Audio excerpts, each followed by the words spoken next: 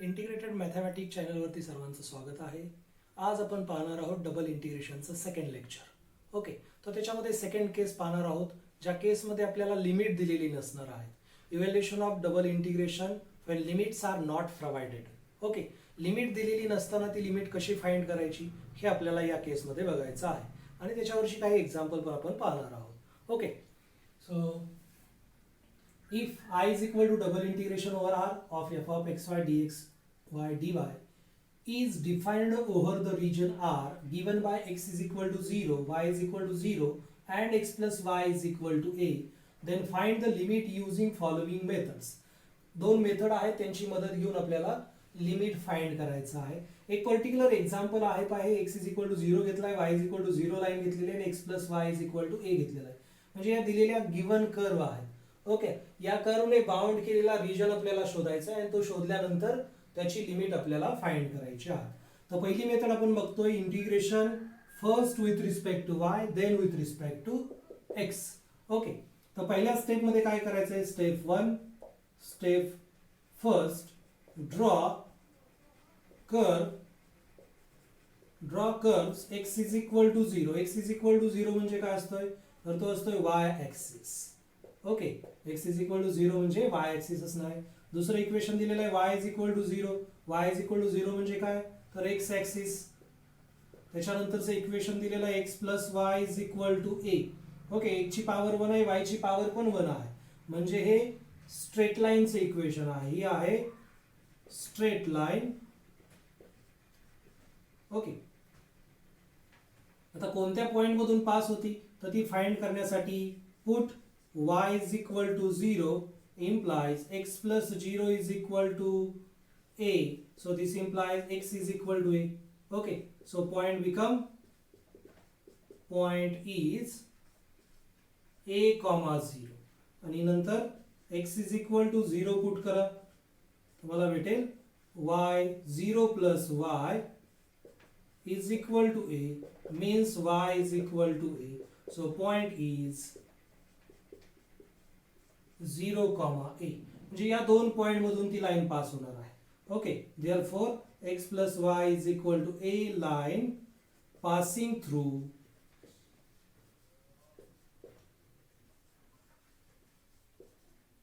Points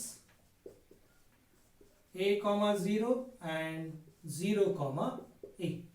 okay, तर या पद्धतीने आपली कर्व आपण इझिली आता या गोष्टीवरून ड्रॉ करू शकतो. ओके, तर कर्व ड्रॉ करूया पहा. या पद्धतीने आपल्याला XY प्लेन असणार आहे. So this is our XY plane, x axis, this is our y axis. Okay, आणि ही जी लाईन आहे ती पॉइंट a, 0 आणि 0, a पॉइंट मधून पास होते. Suppose this is our point a, 0 and this is point 0, a.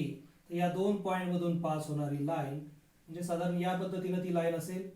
Suppose this is the line x plus y. Okay, आणि दुसरी line दिलेली आहे पहा, x इज इक्वल टू 0 म्हणजे y ऍक्सिस. ही line आहे ती x इज इक्वल टू 0 आणि ही लाईन आहे y is equal to 0. Okay, म्हणजे या लाईनने आणि या लाईनने बाउंड केलेला रिजन आपल्याला हवा आहे. ओके, तर कोणता रिजन होईल साधारण जनरली तो रिजन होणार आहे हा शेडेड रिजन. ओके, दाखवलेला शेडेड रिजन असणार आहे तो, आणि हा रिजन म्हणजे आहे आपला रिजन R. ओके, तर एकदा रिजन इंडिकेट केला, आपल्या कर्व ड्रॉ केल्यानंतर रिजन आपल्याला इझिली समजतो. एकदा तो इंडिकेट केला की पॉइंट ऑफ इंटरसेक्शन फाइंड करायची. हा पॉइंट आपण फाइंड केलेला आहे, हा पॉइंट फाइंड केलेला आहे, आणि हा आहे आपला ओरिजिन O00. म्हणजे जवळपास सगळेच पॉइंट ऑफ इंटरसेक्शन आपल्याकडे आलेले आहे. ओके, तर आपल्याला फर्स्ट इंटिग्रेट करायचं with respect to y. Okay, या ठिकाणी लिमिट अवेलेबल नाहीये. सो या ठिकाणी काय करायचंय आपल्याला, draw strip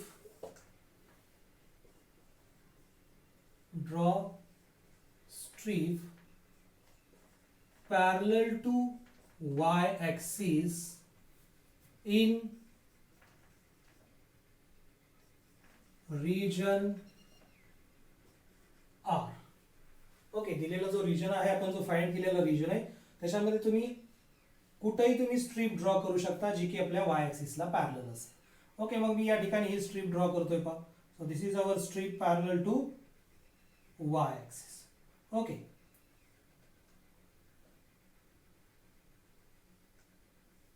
this dark is our strip. Okay, ती स्ट्रीप ड्रॉ केलेली आहे रिजन आर मध्ये, इन रिजन आर. ओके, आता सुरुवातीला एकचं लिमिट फाइंड करायचं. ओके, तर ह्या स्ट्रीपचं लोअर एंड जे आहे ते मिनिमम आपल्या रिजन मध्ये कुठं जाईल आणि मॅक्झिमम कुठं जाईल त्याच्यावरून आपलं एकचं लिमिट फिक्स होणार आहे. So move strip in shaded region, lower end of strip is moving from x is equal to 0 to x is equal to a in R, in shaded region R. Minimum या पोझिशनला lower end, हे lower end आहे पा स्ट्रीपचं. Strip जर move केली तुम्ही अशी मागे पुढं तर मिनिमम या ठिकाणी ते लोअर एंड येणार आहे, मॅक्झिमम या पॉइंट पाशी ते जाईल. म्हणजे x is equal to 0 to x is equal to a, and therefore limits for x are x is equal to 0 to x is equal to a. हे x साठीचं limit झालं. आता y साठीचं लिमिट फाइंड करायचंय, तर त्याच्यासाठी काय करायचंय, तर lower end, now lower end of strip is moving on curve. Okay, आता y साठीचं लिमिट फाइंड करायचंय, तर ते फाइंड करण्यासाठी वायच्या लोअर लिमिट साठी स्ट्रीपचं लोअर एंड जे आहे ते कोणत्या कर्व वरती मूव्ह होतंय ते चेक करायचं. ओके, तर ते लोअर एंड आहे ते या कर्व वरती मूव्ह होतंय पहा. स्ट्रीप मूव्ह केल्यानंतर या कर्वचं इक्वेशन काय आहे, y is equal to 0. Okay, moving on y is equal to 0, त्यासाठी झालं y साठीचं लोअर लिमिट. ओके, इथं कर्व चेंज होत नाही पूर्ण रिजन मध्ये पहा, याच ऍक्सिस वरती ते मूव्ह होत आहे. आणि अप्पर एंड जे आहे ते पूर्ण रिजन मध्ये या लाईन वरती मूव्ह होत आहे. ओके, आणि या लाईनचं इक्वेशन काय आहे, या लाईनचं इक्वेशन आहे x plus y is equal to a, and upper end of curve moving on, upper end of strip is moving on curve x plus y is equal to a.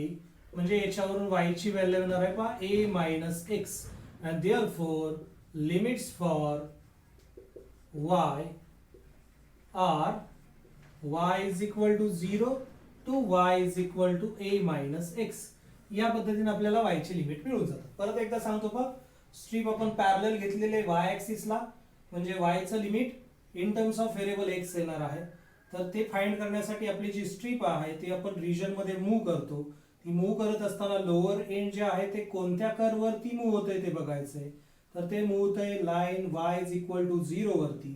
मग याच्यावरून y ची value find करायची. ती y ची value direct आपल्याला 0च दिलेली आहे, म्हणजे y चं लोअर लिमिट झालं 0. आणि अप्पर एंड जे आहे स्ट्रीपचं, या स्ट्रीपचं अप्पर एंड, तर ते या कर्व वरती मूव्ह होतंय, ज्याचं इक्वेशन आहे x plus y is equal to a. याच्यावरून y ची व्हॅल्यू फाइंड करायची, त्यासाठी x इकडे पाठवला तो मायनस झाला. ओके, या पद्धतीने y ची व्हॅल्यू मिळाली a मायनस x, ते झालं y चं अप्पर लिमिट. या पद्धतीने अप्पर आणि लोअर लिमिट आपल्याला मिळून जाते. आणि मग आपलं इंटिग्रेशन होईल. Therefore i is equal to integration x is equal to 0 to a integration y is equal to 0 to a minus x f of x comma y dy dx. Okay, आणि मग standard method जे आहे, direct method, त्याने आपण हे integration easily solve करू शकतो. Okay, पुढे जाऊन काय करायचं, आपली दुसरी केस आपल्याला बघायची आहे, दुसरी मेथड. दुसऱ्या मेथड मध्ये काय असणार आहे, integration first with respect to y असेल. Integration first with respect to x, इथं विथ रिस्पेक्ट टू y घेतलं होतं, आता विथ रिस्पेक्ट टू x असेल, and then with respect to y. Okay, या आपली सेकंड केस. मग याच्यामध्ये पण सेम इक्वेशन आहेत पहा. Okay, x is equal to 0 आहे, y इज इक्वल टू 0 आहे, x plus y is equal to a आहे. हे डायग्राम ड्रॉ करायची, सेम डायग्राम असणार आहे इथं पण, कारण कर्वची इक्वेशन तीच आहे. So suppose this is our region. Okay, हा रिजन आहे आपला आर. या कर्वचं इक्वेशन आहे x plus y is equal to a. या लाईनचं इक्वेशन आहे y इज इक्वल टू 0. या लाईनचं इक्वेशन आहे x इज इक्वल टू 0. हा पॉइंट आपण फाइंड केलेला आहे 0 0. हा पॉइंट आपण फाइंड केलेला आहे a, 0. हा पॉइंट आपण फाइंड केला आहे 0, a. याला म्हणतो मी b. ओके, तर या पद्धतीने सेडेड रिजन आहे आपला. ओके, सेम त्याच कर्व साठी आपण ते रिजन तो घेतलेला आहे, तोच रिजन येणार आहे. आणि आता आपल्याला काय करायचंय, आपल्याला फाइंड करायचं आहे integration first with respect to x. With respect to x integration घ्यायचे तर एक्स ऍक्सिसला पॅरलल स्ट्रीप ड्रॉ करावी लागेल. Okay, so draw strip parallel to x axis. Okay, draw strip parallel to x axis. So here lower end of strip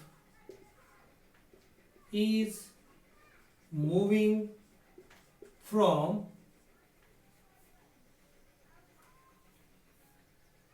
आता सुरुवातीला y साठीचं limit आपण लिहिणार आहोत. ओके, तर लोअर एंड जे आहे स्ट्रीपचं ते मूव्ह कुठून कुठपर्यंत होतंय बघायचं आपल्या लाईन वरती. ओके, या लाईन वरती ते मूव्ह होतंय. मिनिमम ते इथं येणार आहे. Moving from y is equal to 0 to maximum कुठं जाईल, इथं जाईल जिथं y ची व्हॅल्यू आहे 2, y is equal to a. Okay, and therefore limit for y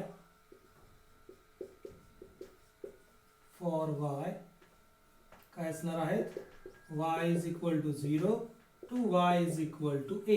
ही झाली y साठीची limit. Okay, now lower end of strip is moving on curve. कोणत्या कर्व वरती मूव्ह होते ते, x is equal to 0. हे lower end आहे, हे या कर्व वरती मूव्ह होतंय ज्याचं इक्वेशन आहे x is equal to 0. And upper end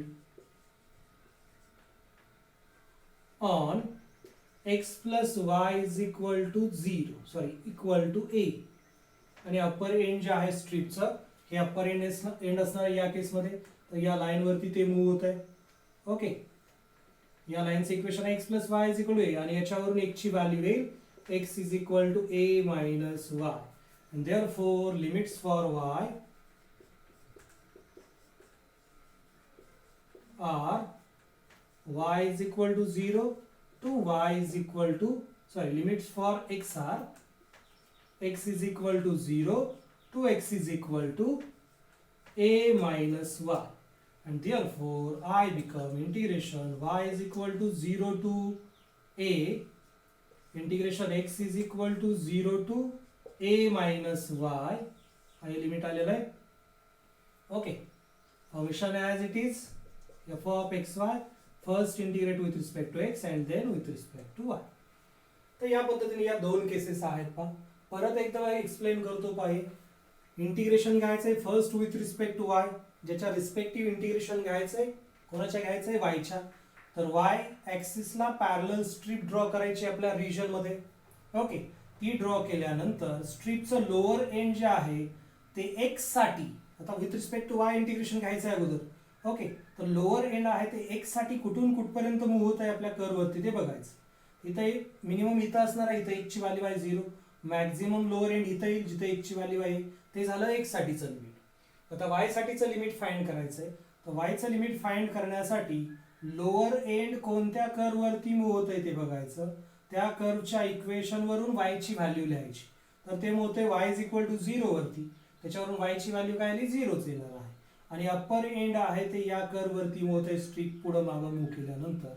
okay, या कर्व वरती मूव्ह होते ज्याचं इक्वेशन आहे x plus y is equal to, याच्यावरून y ची व्हॅल्यू आली, x इकडे पाठवला, a मायनस 1 झालं. ते झालं y साठीचं अप्पर लिमिट. मग या पद्धतीने एक्स आणि वाय ची लिमिट मिळाली आणि ते इंटिग्रेशन आपण लिहिलं. Okay, similarly first integrate with respect to x साठी आहे. With respect to x integration अगोदर घ्यायचं असेल तर एक्स ऍक्सिसला पॅरलल स्ट्रीप ड्रॉ करावी लागेल. ओके, एकदा ऑब्झर्व करा, इझिली तुमच्या हे लक्षात येईल.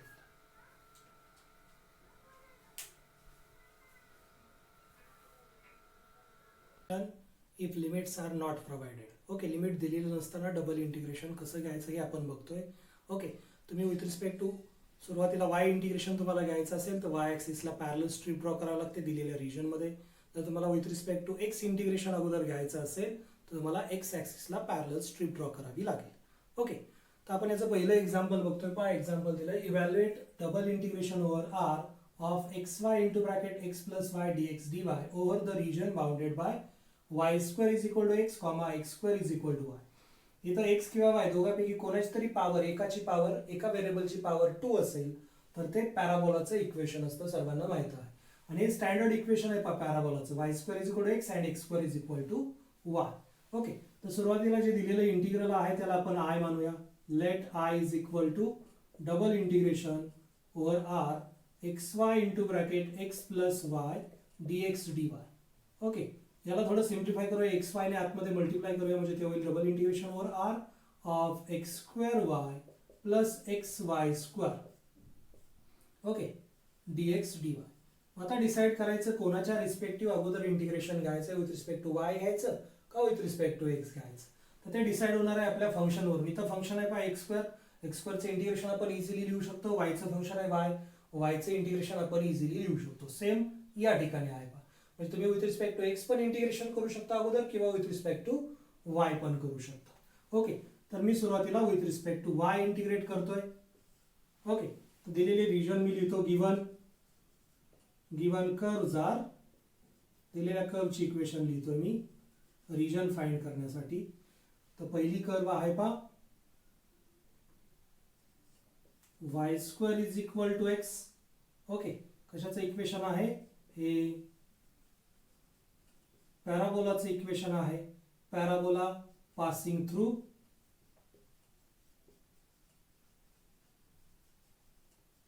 ओरिजिन. ओके, इथं कॉन्स्टंट, आर्बिटरी कॉन्स्टंट आहे. कर्व ट्रेसिंग मध्ये आपण बघितलं, याच्यात आर्बिटरी कॉन्स्टंट असेल तर तो ओरिजिन मधून पास होतो. आणि अँड सिमेट्रिक टू, इथं वाय ची पॉवर इवन आहे. ओके, पूर्ण इक्वेशन मध्ये वाय ची पॉवर इथं 2 दिसते म्हणजे इवन आहे. वाय ची पॉवर इवन असेल तर एक्स ऍक्सिसला तो सिमेट्रिक असणार आहे. ओके, आणि दुसरं इक्वेशन आहे आपल्याकडे कर्वचं X square is equal to Y. इथं हा पण इथं एक ची पॉवर 2 म्हणजे हा पण पॅराबोला आहे. So parabola passing through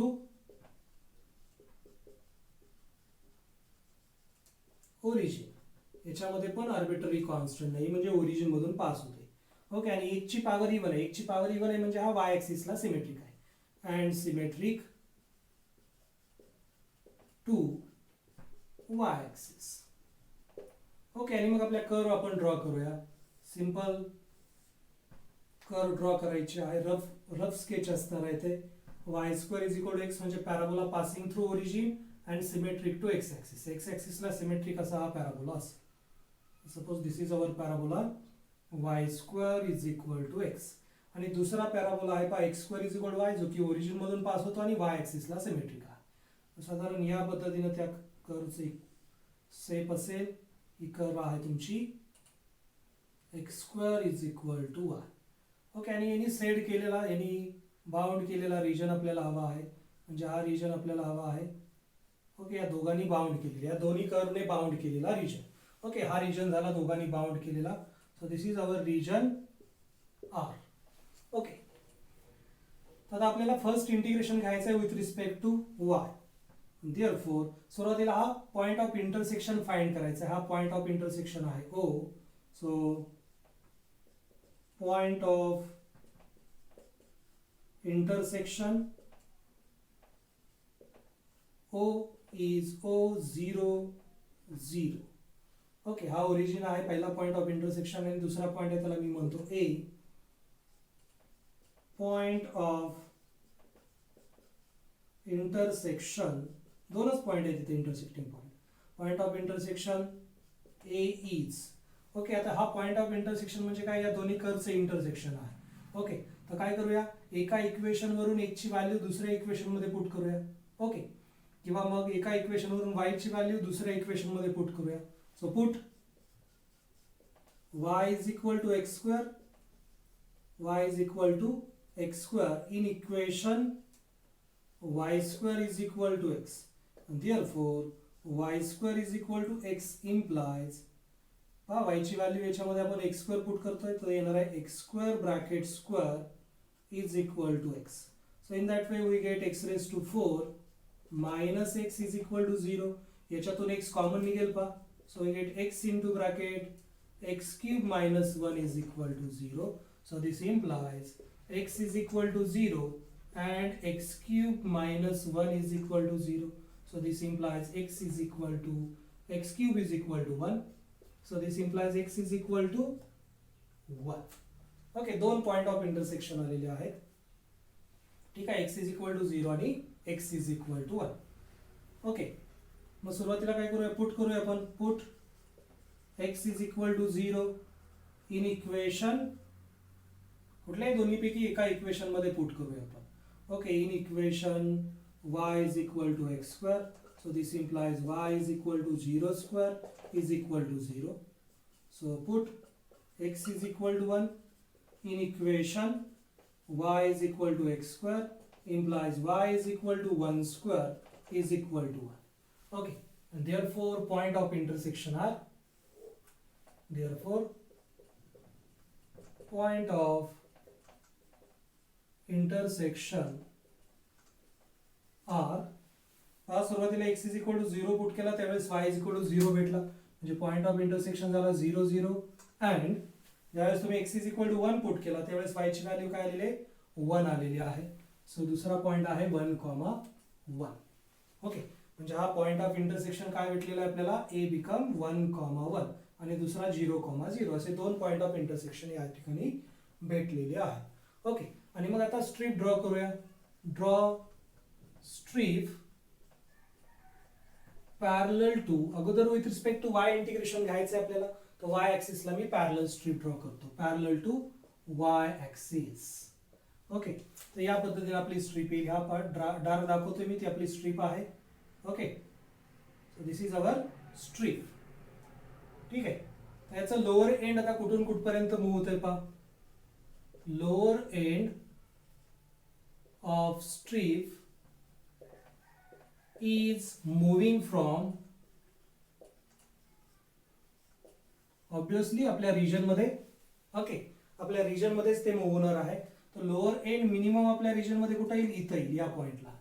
moving from x is equal to 0 to upper end कुठे जाणार आहे, सॉरी लोअर एंड मॅक्झिमम कुठे जाणार आहे, या पॉइंटला जाणार आहे. इथं x ची व्हॅल्यू आहे 1. So x is equal to 1.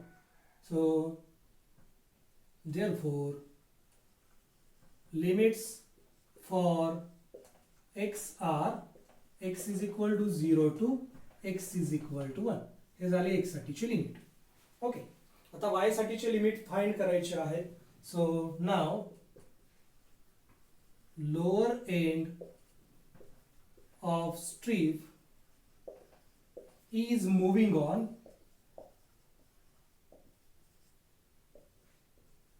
Curve. Lower end जे आहे स्ट्रीपचं ते कोणत्या कर्व वरती मूव्ह होते पहा, या कर्व वरती मूव्ह होते. ओके, आणि या कर्वचं इक्वेशन काय, y is equal to x square. हे झालं y साठीचं लिमिट. आणि अप्पर एंड बघा, and upper end on curve,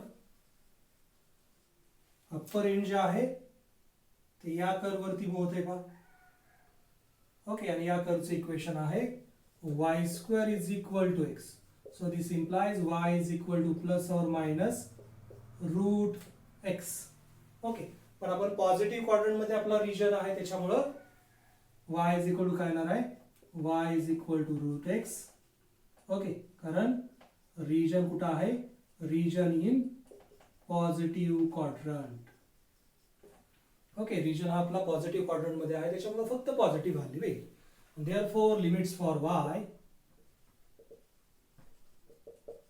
for y R y is equal to lower limit आलेला आहे x square to y is equal to upper limit आलेलं आहे route x. Okay, आणि मग आपलं इंटिग्रेशन 1 लिहायचं आहे. मग देअरफॉर 1 बिकम, आणि मग इक्वेशन 1 होईल पहा I is equal to integration x is equal to 0 to 1 into bracket another integration y is equal to lower limit आलेला आहे x square to y is equal to root x, आणि आपलं integrand आहे पहा x square y plus xy square bracket complete dy whole bracket complete dx. आणि पहा आता with respect to y integration घ्यायचं म्हणजे हा ब्रॅकेट अगोदर सोडवायचा आपल्याला. So this become integration x is equal to 0 to 1 into bracket x square constant आहे तसा y चे integration y square upon 2 plus x constant आहे तसा y स्क्वेअर चे integration y cube upon 3 limit from y is equal to x square to root x dx. Okay, पहा इथं with respect to y integration घेतोय आणि constant कोण असणार आहे मग x हा कॉन्स्टंट असणार. तर या पद्धतीने इंटिग्रेशन आलेलं आहे. So this is equal to integration x is equal to 0 to 1. सुरुवातीला y चा upper limit root x put करूया. एक्स स्क्वेअर अपॉन 2 आहे तसं रूट एक्स घेतलं y च्या ऐवजी ते झालं रूट एक्स चा स्क्वेअर, नंतर प्लस साइन एक्स अपॉन 3 आहे तसा y च्या ऐवजी रूट एक्स घेतलं रूट एक्स रेस टू 3 आलं ब्रॅकेट कंप्लीट. नंतर मायनस साइन देऊन y च्या ऐवजी लोअर लिमिट ते असणार आहे एक्स स्क्वेअर ब्रॅकेटचा स्क्वेअर, नंतर प्लस साइन एक्स अपॉन 3 आहे तसं y च्या ऐवजी एक्स स्क्वेअर ब्रॅकेटचा cube whole bracket complete dx. Okay, whole bracket complete dx. आता याला सिम्प्लिफाय करायचं आहे पहा. हे सगळं एका ब्रॅकेट मध्ये आहे, याला विसरायचं नाही. हे सगळं टोटल एका सिंगल ब्रॅकेट मध्ये आहे. Integration with respect to x आहे. So this is equal to integration x is equal to 0 to 1. आता हे सिम्प्लिफाय करून घेऊया आपण. हे आलं रूट x चा स्क्वेअर म्हणजे x आला x इंटू एक्स स्क्वेअर आला x cube divided by 2 plus हे रूट x चा क्यूब म्हणजे x रेस टू 3 अपॉन 2 आलं इंटू x म्हणजे आलं x raise to 5 upon 2 divided by 3. Okay, नंतर मायनस साइन एक्स स्क्वेअर चा स्क्वेअर म्हणजे x रेस टू 4 आला x raise to 4 into x square आला x raise to 6 divided by 2. हे plus आणि हे मायनस, हे प्लस आणि हे मायनस मायनस झालं. एक्स स्क्वेअर चा क्यूब म्हणजे x raise to 6 into x म्हणजे आला x raise to 7 divided by 3 bracket complete dx.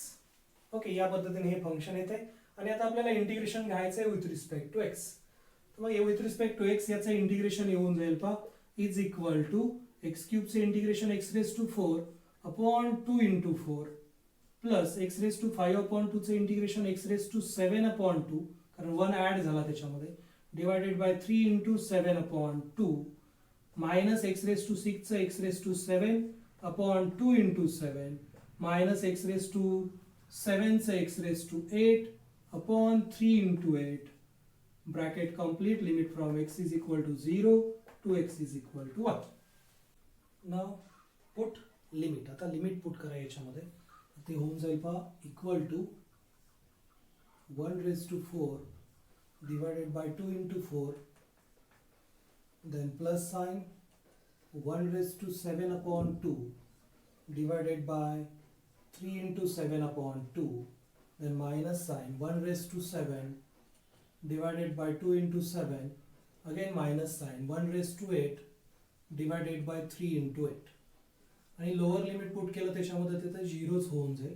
Okay, त्याला सिम्प्लिफाय करूया 1 upon 2 into 4 as it is me आहे तसं ठेवतो त्याला प्लस हे रेसिप्रोकल येईल 7 अपॉन 2 चा 2 upon 3 into 7 then minus 1 upon 2 into 7 then minus 1 upon 3 into 8. Okay, तर या ठिकाणी 2 into 8 2 into 4 become 8. इथं 8 आहे इथं 8 आहे या ठिकाणी 3 आहे इथं नाही मग याला 3 ने मल्टिप्लाय डिवाइड करतो. सो 3 डिवायडेड बाय 3 into 8 हे याच्या जवळ घेतो 1 upon 3 into 8. सिमिलरली हे plus sign as it is या ठिकाणी 3 आहे इथं नाहीये याला 3 ने मल्टिप्लाय डिवाइड करतो इथं 2 आहे इथं नाहीये याला 2 ने मल्टिप्लाय डिवाइड करतो 2 into 3 into 7 देन मायनस याला 3 ने मल्टिप्लाय केलं डिवाइड केलं 2 into 3 into 7 in that way we get 3 minus 1 denominator same झाला या दोघांमध्ये पाहतो एकदाच येईल न्यूमरेटरची बेरीज वजाबाकी आली 2 upon 24 then plus sign 2 into 2 4 minus 3 4 minus 3 become 1 denominator same आहे 7 into 2 14 14 into 3 42 okay and now this become आता याला सिम्प्लिफाय करा पहा हे आन्सर येऊन जाईल 3 divided by 28 so this is our final answer same way तुम्ही याला सिम्प्लिफाय करू शकता आणि आपल्याला फायनल आन्सर मिळेल ओके तर या पद्धतीने हे डबल इंटिग्रेशनचं एक्झाम्पल आपण सोडवू शकतो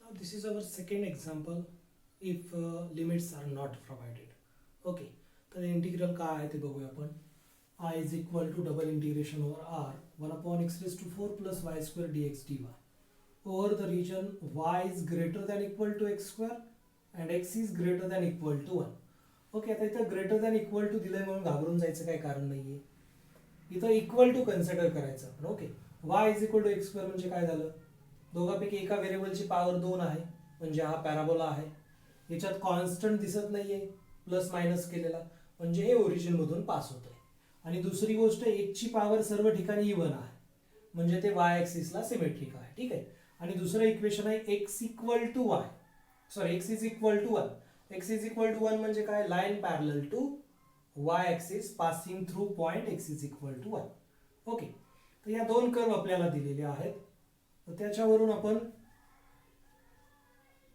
रिजन ड्रॉ करूया so given I is equal to I दिलेले आपल्याला double integration over r 1 upon x raised to 4 plus y square dx dy okay आता अगोदर डिसाइड करायचं ठीक आहे अगोदर आपण कर्व ड्रॉ करूया so given curves are y is greater than equal to x square therefore y is equal to x square is parabola हा parabola आहे symmetric to y axis okay हा स्टँडर्ड पॅराबोला आहे जास्त काही लिहायची याची गरज नाहीये सिमेट्रिक टू y axis आहे कारण एक ची पॉवर इवन आहे सर्व ठिकाणी आणि याच्यामध्ये कॉन्स्टंट नाही म्हणजे तो ओरिजिन मधून पास होतो दुसरे इक्वेशन दिलेलं आहे x is greater than equal to 1 therefore x is equal to 1 is line or straight line parallel to y axis okay and passing through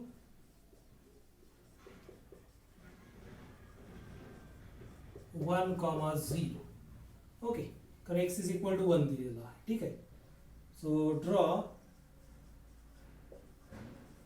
region draw curves and find region आपण curve draw करूया याच्या साधारण XY plane झालं आपलं हे x axis this is our y axis पहिली curve आहे आपली y is greater than equal to x square म्हणजे थोडक्यात ते y is equal to x square आहे तो पॅराबोला आहे symmetric to y axis y ऍक्सिसला सिमेट्रिक आणि तुमच्या ओरिजिन मधून पास होणार म्हणजे जनरली या पद्धतीने तो पॅराबोला असणार आहे okay so this is our parabola y is equal to x square ठीक आहे आणि दुसरी लाईन आहे x इज इक्वल टू 1 समजा या ठिकाणी तुमचा 1 असेल okay suppose here is our point 1 comma 0 तर या पॉइंट मधून पास होणारी लाईन आणि y ऍक्सिसला पॅरलल असणारी अशी ती लाईन असणार आहे parallel to y axis okay so this is line x is equal to 1 okay आता रिजन बघूया काय येतो तो रिजन फाइंड करावा लागेल आपल्याला इथं म्हणते y is greater than equal to x square y हा ग्रेटर आहे म्हणजे पॉझिटिव्ह आहे okay y is greater than x square म्हणजे अप्पर पार्ट झाला आपल्या कर्वचा अप्पर पार्ट आणि दुसरं इक्वेशन दिलेलं आहे आपल्याला x is greater than equal to 1 x हा ग्रेटर आहे 1 पेक्षा म्हणजे या लाईनच्या उजव्या साईडच्या टर्म येणार आहेत सगळ्या डाव्या साईडच्या येणार नाहीत, म्हणजे कॉमन रिजन काय झाला पहा, शेडेड रिजन म्हणजे कॉमन झालं. ठीक आहे, so this is the shaded region. Up to वरती कुठपर्यंत जातोय आपण, up to infinity. Okay, up to infinity ती कर्व जाते या पॅराबोलाच्या वरती आणि या स्ट्रेट लाईनच्या उजव्या साईडला, ग्रेटर दॅन 1. ओके, या लाईनच्या उजव्या साईडला आणि पॅराबोलाच्या वरती, म्हणजे हा शेडेड रिजन त्या ठिकाणी येतो. So this is our region R. ठीक आहे, हा जो रिजन आहे तो काय आहे आपला, रिजन आर आहे. ओके, आता अगोदर with respect to x integration घ्यायचं का विथ रिस्पेक्ट टू वाय घ्यायचं, तर ते आपल्या इंटिग्रँड वरून डिसाइड होणार आहे. कोणाच्या रिस्पेक्टिव्ह आपण इझिली इंटिग्रेशन घेऊ शकतो, तर ते एकदा याच्यामध्ये ऑब्झर्व करा. ओके,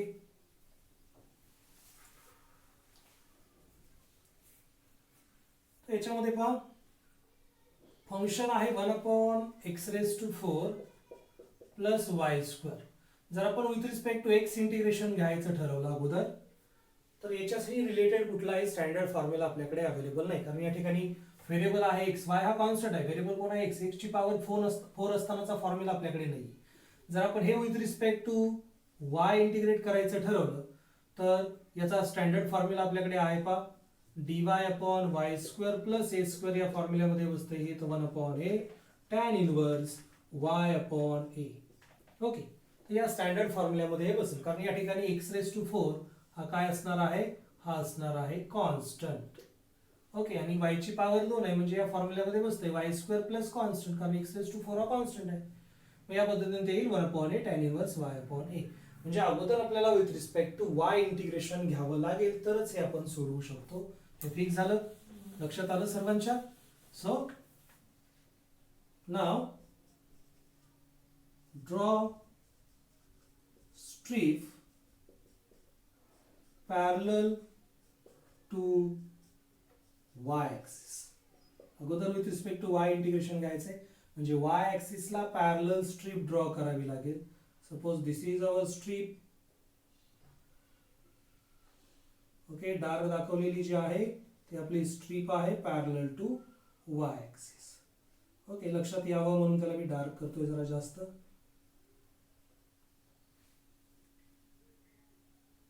सो हिअर आता लोअर एंड जे आहे ते आपल्या कर्व वरती मिनिमम कुठे येते आणि मॅक्झिमम कुठे येते ते चेक करावं लागेल. त्याच्यासाठी हा पॉइंट ऑफ इंटरसेक्शन फाइंड करावा लागेल. So here point of intersection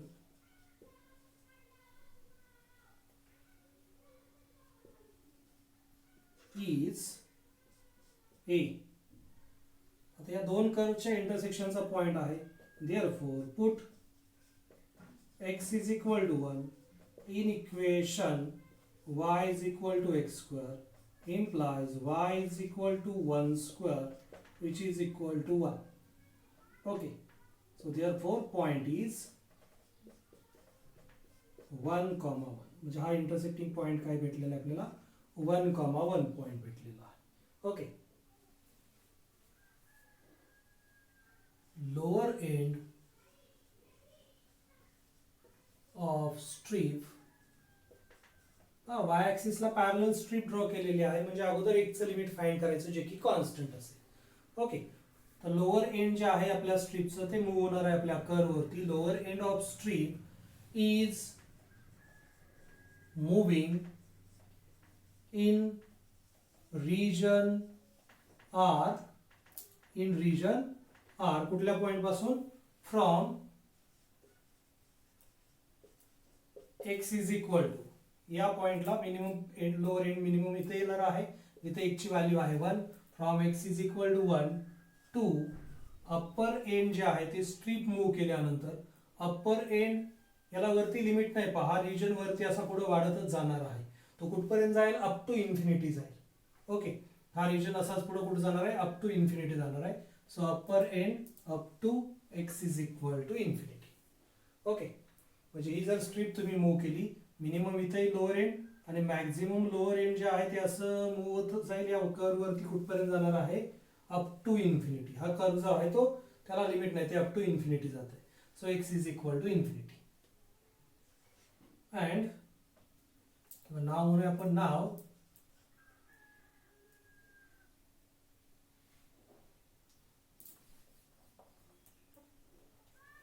म्हटलं पहा, lower end of strip is moving in region R from x is equal to 1 to x is equal to infinity. Therefore, limits for x are x is equal to 1 to x is equal to infinity. हे झालं x साठीचं limit. Okay, now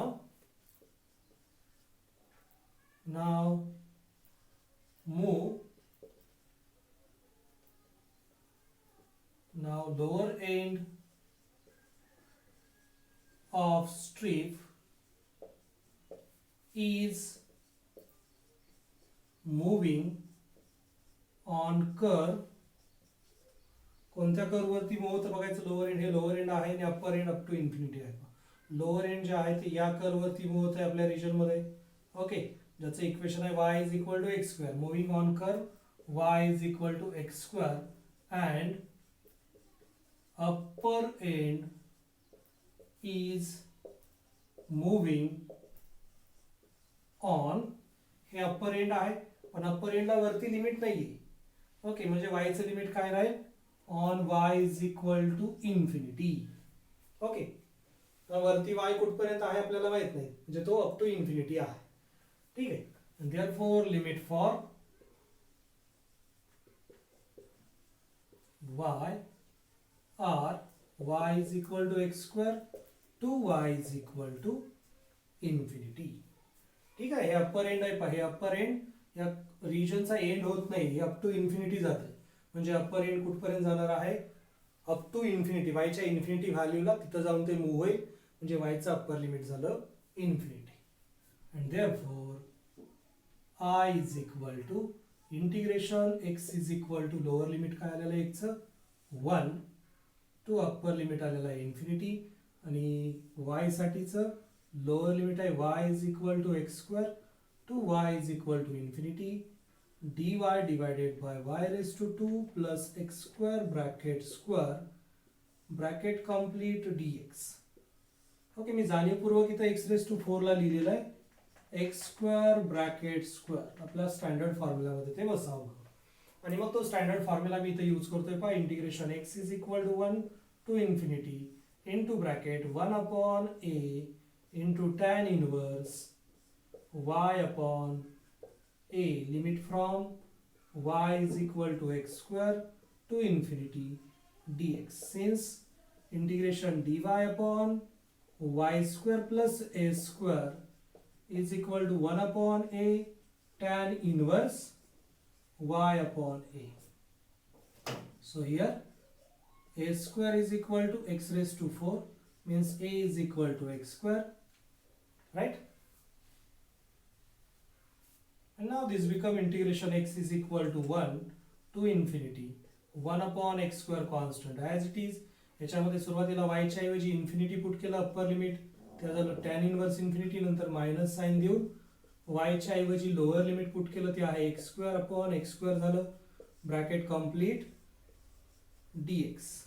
Now these become integration x is equal to 1 to infinity 1 upon x square into bracket tan inverse infinity is pi by 2 minus tan inverse here 1. Tan inverse 1 is pi by 4. Okay, dx. Since tan inverse infinity is pi by 2, tan inverse 1 is pi by 4. Okay.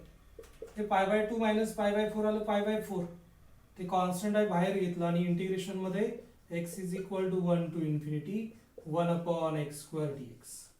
आणि मग गेलेलं आहे pi by 4 into bracket minus 1 upon x limit from 1 to infinity.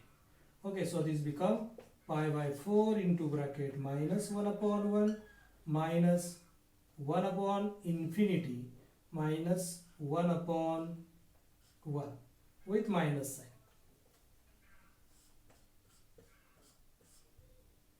Okay, bracket complete. या पद्धतीने आलेला आहे pi by 4, right. हे 1 upon infinity म्हणजे 0 असते, हे मायनस आणि मायनस प्लस झालं आणि 1 अपॉन 1 म्हणजे 1 येणार आहे, म्हणजे फायनल आन्सर आलेला आहे pi by 4. So this is our final answer. Okay, एकदा ऑब्झर्व करा, तुमच्या इझिली लक्षात येईल. पहा इथं फक्त कंडिशन काय, तो एकचं लिमिट फाइंड करताना लोअर एंड मिनिमम कुठं जातं आणि मॅक्झिमम कुठं जातं आपण ते चेक करतो.